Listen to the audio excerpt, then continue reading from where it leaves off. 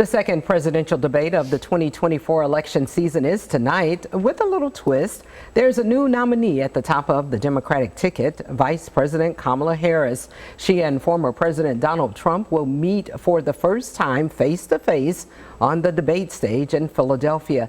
Now, some pundits are saying it could be the most watched presidential debate in history.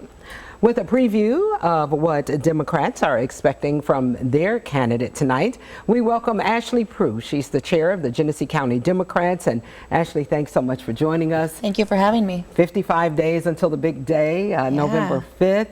And what are Democrats expecting Kamala Harris to do tonight in Philadelphia? I think we are expecting her to do what she always does, and that's show up prepared, able to answer the questions, and continue to lay out her vision for what she believes the path of our nation should be. This is her very first presidential debate. Donald Trump has been at the top of the ticket 3 times for the Republicans. This is his 3rd time. So Kamala Harris's first presidential debate. Any concerns among Democrats? I don't have any concerns about this being her first presidential debate. She did engage in a vice presidential debate, and she was also a courtroom litigator. I don't think she's going to have any problems debating Mr. Trump. And the rules for this debate, much like they were in that first debate back in June between Trump and Biden, the current president, the mics are muted. And there is not an audience. Does that hurt or help Kamala Harris? I think it's pretty neutral, in my opinion, personally, because of the fact that she'll be prepared to answer the questions. So I would urge those watching to actually listen to whether the candidates are answering the questions. And do you think that she could be too prosecutorial, in her delivery and her approach? It's a fine act, I think, she may have to balance there.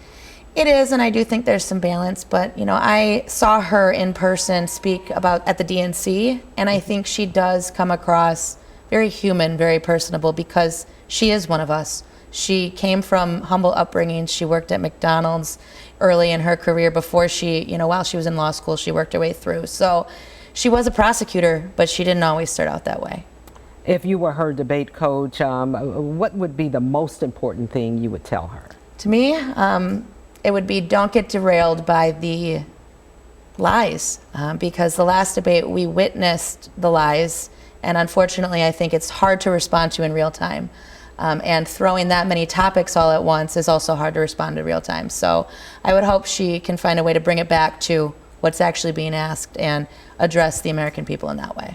Do you think fact-checking on the spot by both candidates is appropriate in debate style, and that should be instituted in the debate? I think it's difficult because you draw a fine line, because anyone can say the words "you're lying," but it's very difficult to fact check that many inconsistencies. So I'm hoping that she can continue to again lay out her positive message, her message of joy and hope and moving forward rather than going back, and I think she'll be able to do that. So many undecided voters still across the nation. What does Kamala Harris have to do to woo those voters tonight? I think maybe some undecided voters will watch the debate, but I think the work of persuading undecided voters goes more towards the people. I would say democracy is not a spectator sport. The people that watch the debate tonight, whether they're Democrat, Republican, Independent, or none of the above, they really need to be the messengers. If they watch the debate tonight and say, wow, that's my candidate, get out, knock on doors, make phone calls, send texts, and talk to your fellow people. And I want to ask you this too, about some high-profile Republicans recently, within days, coming on board, saying they are going to cast their vote for Vice President Kamala Harris, the top of the Democratic ticket. Does that hurt or help her campaign, or what does that say about her possible leadership? To me, it demonstrates that she is a president, or would be a president, a current vice president, for all the people.